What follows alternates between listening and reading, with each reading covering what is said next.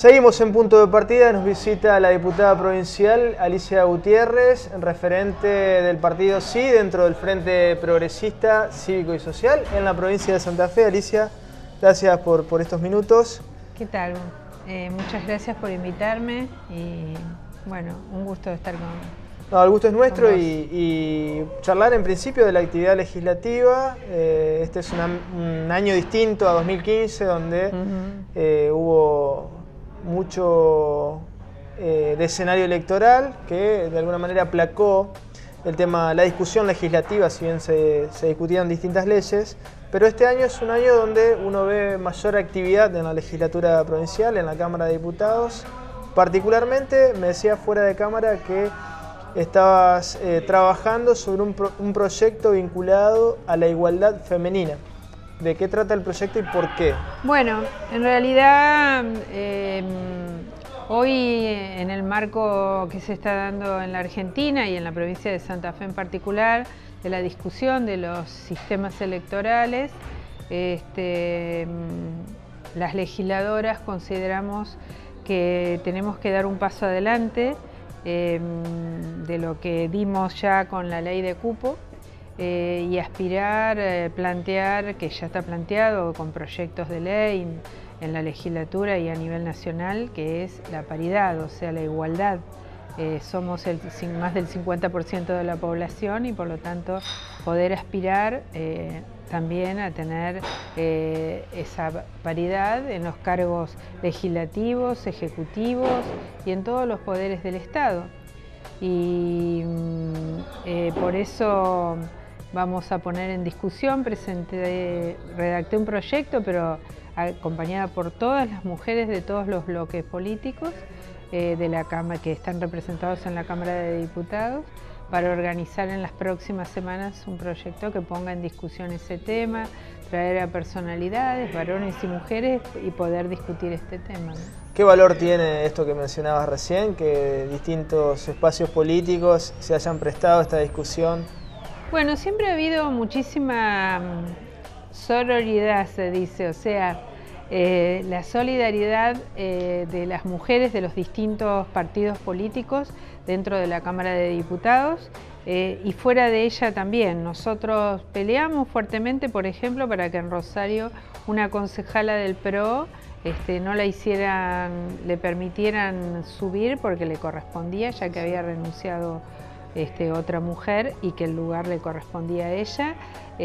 Lo logramos y en eso estuvimos todas las mujeres de todos los partidos, y lo mismo pasó con la banca de Mariana Robustelli del partido del Frente para la Victoria, donde también trabajamos en conjunto para que esto sucediera.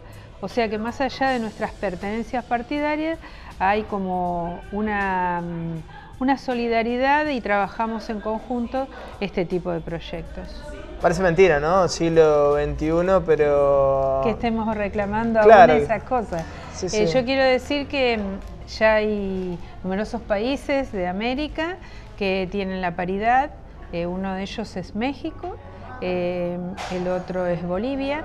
E inclusive en Bolivia hay una ley que impide que toda aquella persona denunciada por violencia de género se pueda presentar para ser electo en algún cargo electivo. Claro. Al estilo de los deudores alimentarios en la provincia de Santa Fe, por ejemplo.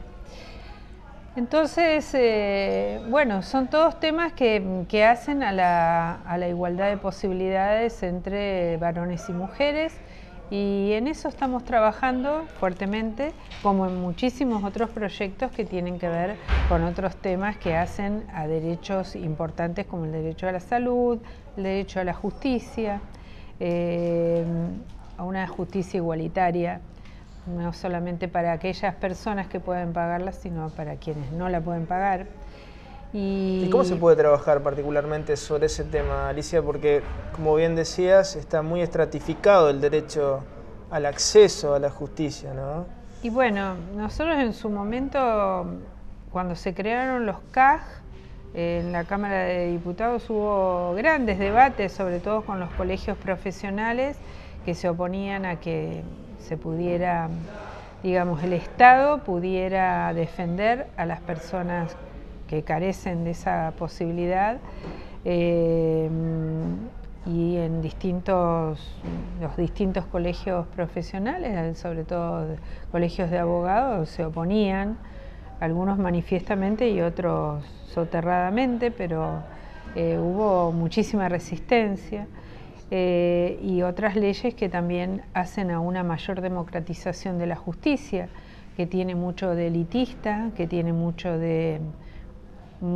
resabios machistas y una cultura que responde al patriarcado, y sobre todo en nuestra provincia, ¿no? Sí, además tiene una composición que no ha sido tan democrática como en el caso de otros poderes del Estado, ¿no? Sí, respondía a, digamos, a una decisión unilateral de un gobernador que decía este y no había ni siquiera concursos. Después comienzan los concursos en la época del gobernador Wiener y se fue mejorando, se fue perfeccionando y todavía tiene hay mucho Queda por mucho hacer. Camino por Queda recorrer. mucho por hacer, y el nuevo sistema penal vino a aportar una bocanada de aire fresco con personas que inclusive no pertenecían al ámbito de la corporación judicial, sino de fuera de ella,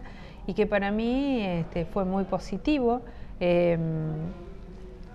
Como en todas las cosas, sí. Hay personas que respondieron a esa expectativa y otras que no, pero creo que bien vale la pena oxigenar todo esto. Y en ese sentido presenté un proyecto la semana pasada que tiene que ver con que la Corte, un pedido de informe en realidad y una solicitud al Ministerio de Justicia, cuál es la razón por la cual el MPA y el Ministerio Público de la Defensa, el Ministerio Público de la Acusación, comenzaron a funcionar, o sea, el nuevo sistema penal comenzó a funcionar en febrero de 2014 y aún no fue pasado, de acuerdo a lo que la ley establecía, el Instituto Médico Legal a manos del nuevo sistema, ¿no? O sea, hoy la Corte Suprema de Justicia Suprema sigue teniendo bajo su ámbito a este sistema y con graves dificultades. Por ejemplo, tardar entre 90 y 120 días para hacer una pericia de una prenda con rastros de sangre, de semen, de pelos, de lo que sea, para hacer un estudio de ADN, lo cual eso genera una angustia, una tremenda carga para los familiares de las víctimas, ¿no? ¿Hay alguna forma de auditar esta praxis judicial en relación a las pericias que está desarrollando la Corte, digamos, o que tiene a cargo la Corte en este caso? ¿Cómo hace el Poder Legislativo para controlar este accionar? Es muy difícil y es muy difícil también tener la información necesaria, ¿no es cierto? Pero de todas maneras, lo que sí nos resulta mucho más fácil auditar de acuerdo a los fallos, de acuerdo al accionar de la justicia, digamos, con respecto a las víctimas, y eso lo hacemos, y con el nuevo sistema penal también es aún más fácil, y hacemos llegar desde la Comisión de Derechos y Garantías numerosas sugerencias que en algunos casos son tomadas por el doctor de Olazábal, ha tomado algunas sugerencias que hemos realizado, y creo que esto es muy importante que pueda continuarse, más allá de que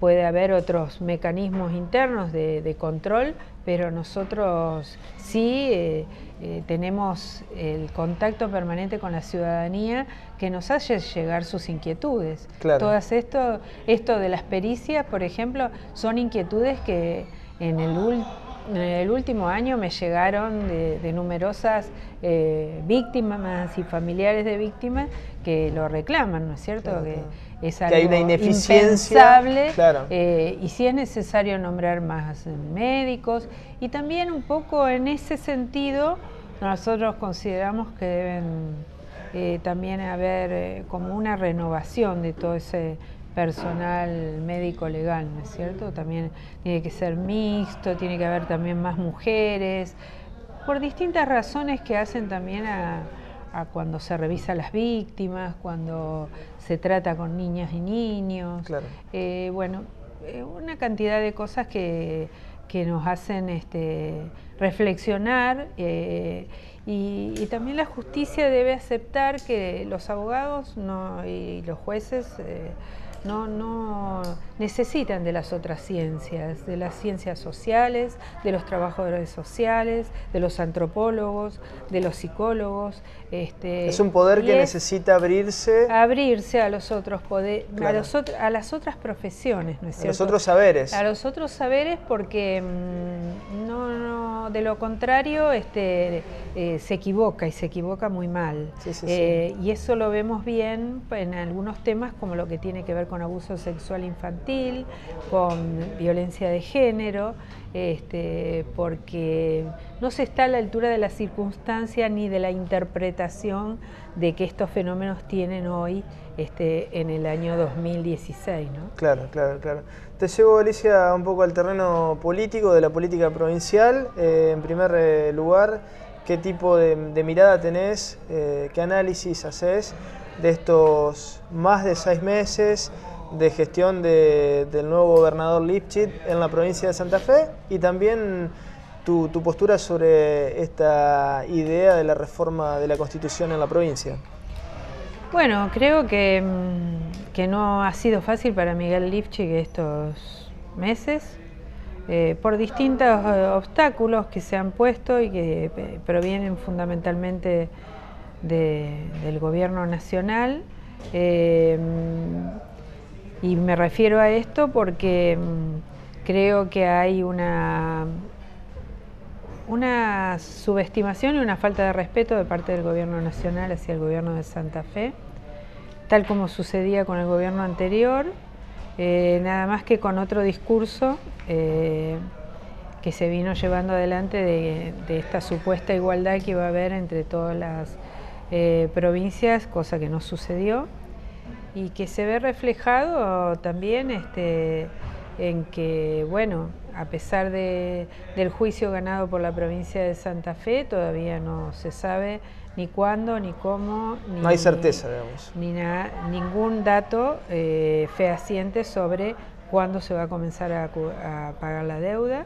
Por otro lado, con ciertas amenazas de quitas, de situaciones que son totalmente irregulares y que la verdad que uno espera que de una vez por todas el federalismo rija realmente en la Argentina. Sabemos que este es un gobierno unitario, vendría a ser, porque es un gobierno esencialmente constituido por figuras de la ciudad de Buenos Aires, y bueno, nosotros seguimos reclamando esos fondos, pero seguimos reclamando una igualdad de condiciones para todas las provincias. Y en eso no le hace nada bien que los funcionarios del gobierno de Corral, de la ciudad de Santa Fe, se sumen a esto. Y yo, la verdad que me pareció muy irrespetuoso cuando Corral sobrevoló la ciudad, la provincia, todo con el presidente de la Nación, con Macri, ignorando por completo al gobernador. Y el fin de semana pasada vino el ministro Dietrich a la ciudad de Rosario, no había ni un solo funcionario, ni de la ciudad ni de la provincia. Hizo anuncios, que ya es la tercera o cuarta vez que hace esos mismos anuncios, pero también en total soledad. Y la verdad que eso no es trabajar en conjunto, eso es apostar al fracaso de los otros, que en definitiva yo no apuesto al fracaso si bien tengo diferencia manifiesta con el gobierno de Macri, pero si le va mal al gobierno de Macri nos va a ir mal a todos los argentinos, y eso lo tenemos que tener en claro. Entonces tampoco digo qué bueno que le vaya mal, no.